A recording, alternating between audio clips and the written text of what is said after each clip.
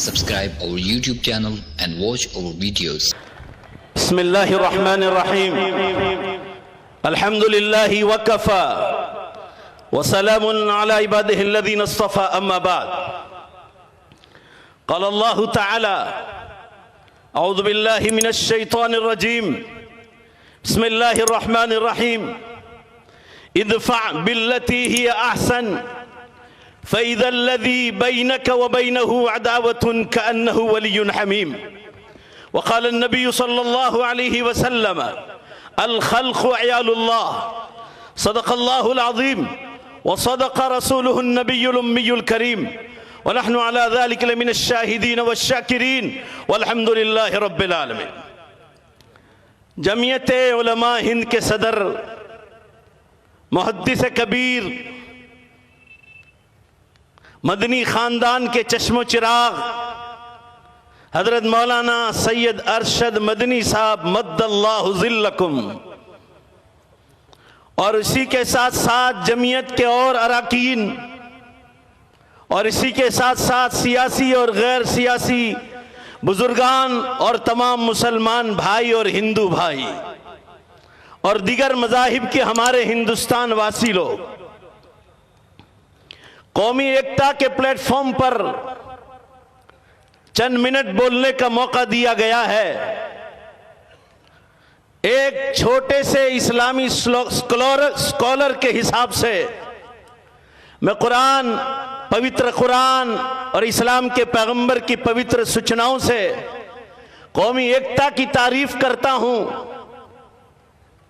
और आप तमाम मुसलमान और हिंदू भाई जो आज इस जमीयत उलमा हिंद के इजलास में अहमदाबाद रिवर फ्रंट पर आपका हिंदुस्तान की मोहब्बत में, जमीयत की मोहब्बत में और भारत देश की मोहब्बत में और कौमी एकता की मोहब्बत में आपका ठाठे मारता हुआ ये समंदर देखकर शायर का मुझे ये शेर याद आता है, शायर का ये शेर याद आता है, और इसी शेर से मैं आपका इस्तकबाल करता हूं। मैं इसी शेर से आपका इस्तकबाल करता हूं। बतला दो इन जाहिल इंसानों को गैरते मुस्लिम जिंदा है। बतला दो इन जाहिल इंसानों को गैरते मुस्लिम जिंदा है।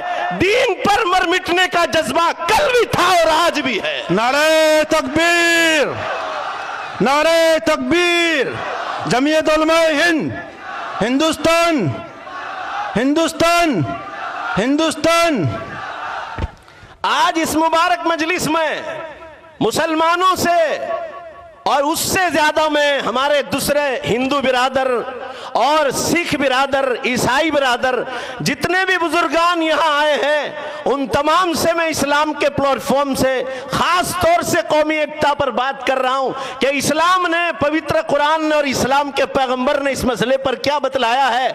मैंने इस वक्त पवित्र कुरान की एक आयत शरीफा पढ़ी जिसमें अल्लाह ने यह बतलाया कि मुसलमानों, जो तुम्हारे साथ बुराई का मामला करे तुम उसके साथ भलाई का मामला करो। अगर तुमने भलाई का बदला दिया बुराई के बदले में तो तुम्हारा दुश्मन भी तुम्हारा जिगरी दोस्त बन जाएगा।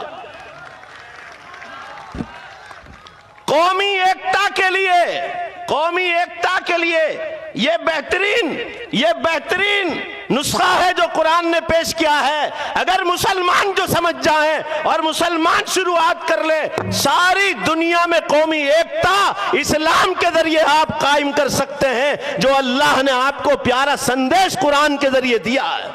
इस्लाम के पैगंबर जनाब मोहम्मदुर रसूलुल्लाह सल्लल्लाहु अलैहि वसल्लम की पवित्र सीरत आपकी पवित्र जिंदगी में है। मैं अपने हिंदू बिरादर और दूसरे बुजुर्गों को से खास तवज्जो चाहूंगा। एक दिन आप मदीने के रास्ते पर बैठे हुए थे, अपने साथियों से अच्छी भली बात कर रहे थे, इतने में एक गैर मुस्लिम का मय्यत जनाजा, एक गैर मुस्लिम इंसान का जनाजा निकला। सारे लोग अपने नबी के साथ सल्लल्लाहु अलैहि वसल्लम बैठे हुए थे। नबी सल्लल्लाहु अलैहि वसल्लम ने इस गैर मुस्लिम भाई का जनाजा देखकर आप खड़े हो गए तो आपके साथियों ने पूछा कि ए अल्लाह के नबी, ये तो गैर मुस्लिम है, मुसलमान नहीं। तो मुसलमानों, हमारे नबी ने कौमी एकता का सबक देते हुए अपने साथियों से कहा, अलैसत हुवा नफ्सन, क्या वो अल्लाह का बंदा नहीं है? मैं आपसे यह पूछना चाहता हूं मुसलमानों, इस्लाम से बढ़कर आपको कहीं कौमी एकता नहीं मिलेगी। हर मजहब ने कौमी एकता का सबक सिखाया है। नफरत की जाल बिछाने वाले कुछ नेता लोग हैं जिनके बारे में किसी शायर ने कहा है, किसी को फिक्र नहीं कबीले का क्या हुआ, सब इस पर लड़ रहे हैं कि सरदार कौन हो। आज मैं आखिरी बात कहकर अपनी जगह ले लेता हूं। लोग आज नफरत की फिजाएं हिंदू मुस्लिम में, सिखों में, ईसाइयों में, दलितों में आपस में फैलाना चाहते हैं। मैंने हिंदुस्तान का जितना इतिहास पढ़ा है, याद रखो मुसलमानों, शायद ईसाइयों में और यहूदियों में इतनी मोहब्बत नहीं जितना आज हिंदुस्तान में हिंदू और मुसलमानों में मोहब्बत। इस्लाम नहीं, दुनिया की तारीख गवाह है। मैं आपसे यह कहना चाहता हूं, यही इस्लाम है जिसने मुसलमानों को यह तालीम दी है। जरा ध्यान चाहूंगा अपने गैर मुस्लिम भाइयों का। इस्लाम के पैगंबर की तर्जमानी एक शायर ने की है, अल्लाह को पसंद नहीं सख्ती जुबान में, इसीलिए तो नहीं रखी भला हड्डी जुबान में। मैं यह अर्ज करना चाहता हूं, कुछ लोग यहां गुजरात से उठकर दिल्ली तक पहुंच गए और आज वो नफरत की फिजाएं आखिरी की बात, नफरत की फिजाएं फैलाना चाहते हैं।